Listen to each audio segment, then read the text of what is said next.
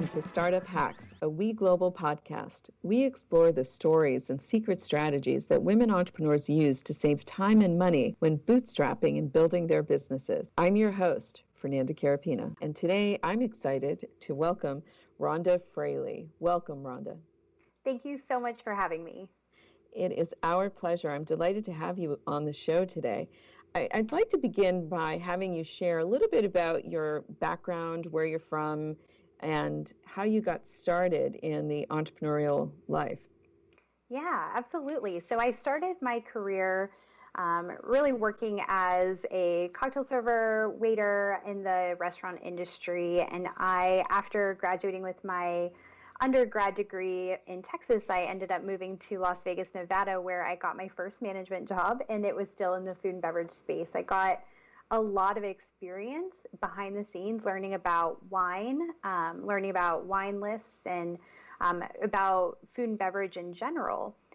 But then I took sort of an alternative career path into the human resources space, where I learned a lot about employees, employee engagement, human interaction, facilitation, adult education. And with both of my pieces of experience, I think it sort of gave me this light bulb moment, which brought me into what I do now, into the entrepreneurial space. And so I thought to myself, I really would love to get back into wine. That's really where my passion is. But how can I use the skills that I've learned in food and beverage and human resources to add value to people in a new way? And I feel like I was uniquely positioned to break down wine and make it approachable for the casual wine drinker. Wow.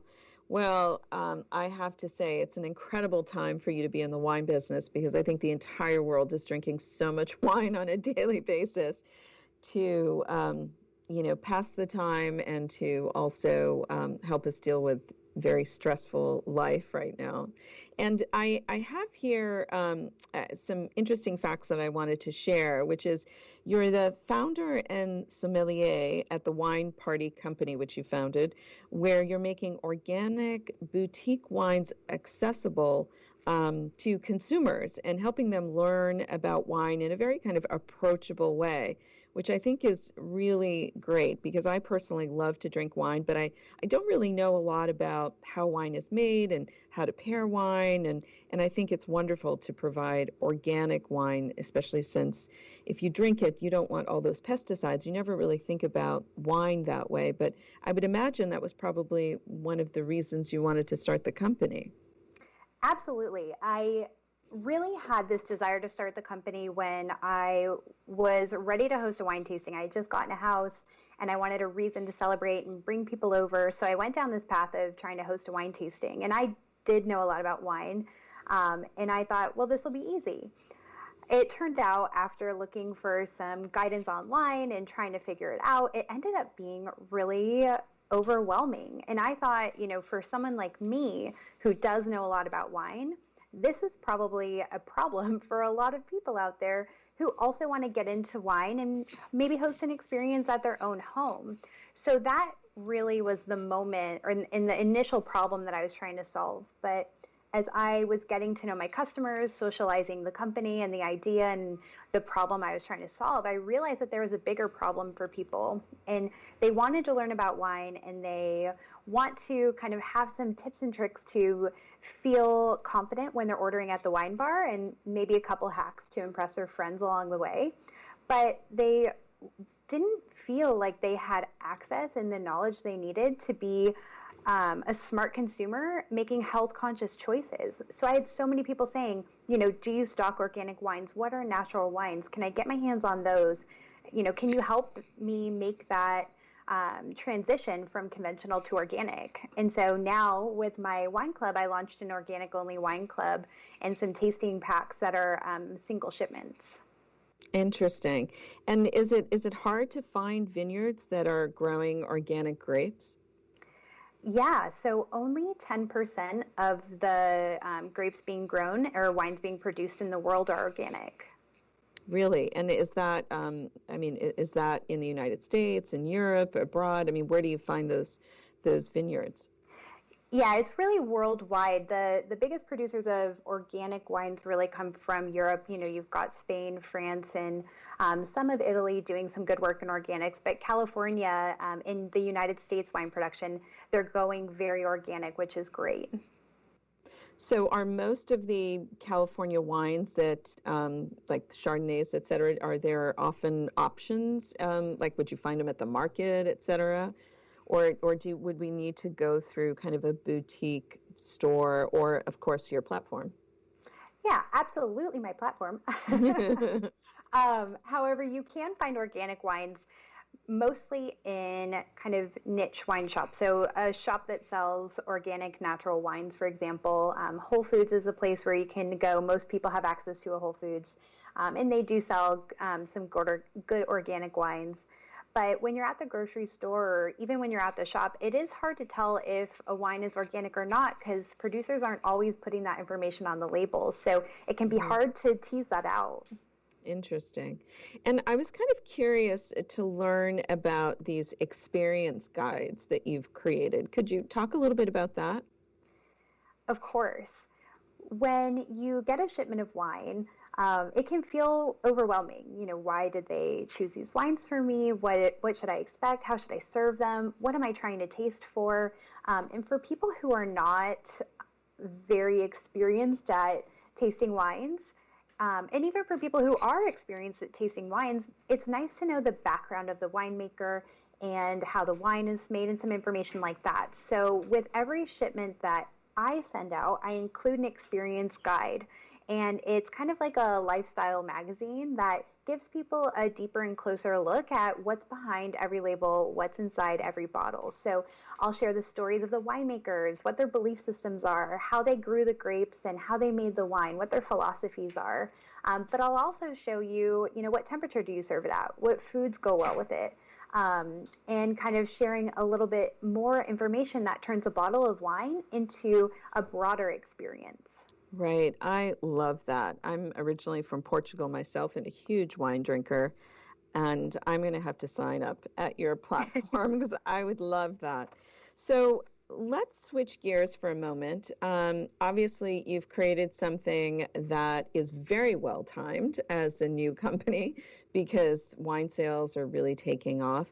But I'm sure that, as a founder, bootstrapping in those early days and perhaps still even now, there were strategies that you used in order to really stretch the dollar and to maximize your time, right? Because we all start off as solopreneurs and you're doing literally everything.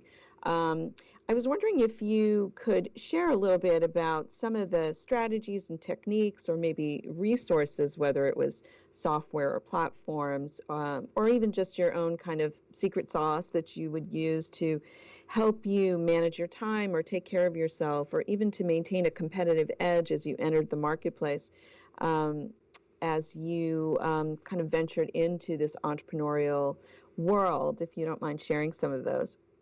Yeah, I have learned a lot along the way. So some the hard way and some great advice that I've received from people who have gone before me. So what has really worked for me as kind of a time saver, but also a way to stretch the dollar has been doing a lot of things myself. And now you might be wondering, well, then how in the heck does that really help her be more efficient with her time? It really, I'll share the example and you'll see for yourself kind of how that worked out for me. A lot of people when they're starting out, and myself included, you wonder, okay, well, how do I make a website? A lot of times you think that you need to work with someone in tech or you need to work with a designer and it needs to be this big project. I was speaking with someone the other day. She said she got a quote for $15,000 to make her website. And it was just a very simple, a simple page for her to sell just a handful of products. It wasn't anything huge. So I had explained to her what I did and the advice that I got, which was make your own website on a platform like a Squarespace or Shopify. Mm-hmm. So squarespace.com is the web platform that I use. And the benefit is you can make it your own. It's really easy to use. You can get a web page up and running in just a day. and it costs about $500 a year. And the best part is you can tweak it as much as you like. And so as you're just starting out, you're refining your messaging, you're refining your brand positioning, you're wanting to change your copy. If you have to send that up to your tech team, there's going to be a bill associated, there's going to be time associated. So you can be a lot more nimble when you kind of bring a few things in-house in a way that is really easy for you to use, as someone who, if you're like me, isn't a crazy technical person. Right. Yeah. So that's one of the big tips I give people when they're first starting out. Yeah, 100%. I myself have used Wix, but it is the same idea. I mean, these days there's really a lot that you can do, even if you were to hire someone to consult and work with you while you build it, so that if you have issues, you have someone to lean on, but it is still a lot less expensive than handing it over to someone else, like you said. Yeah, absolutely. And I mean, there's an argument if you've got a really complex solution that you're trying to build, or you're trying to create something that really does require tech expertise, then you do need to go for the more tech option. But when you're starting out and you're keeping it small and you just want a place to go to share a few things about your company, it's a lot easier to do it in-house. Absolutely.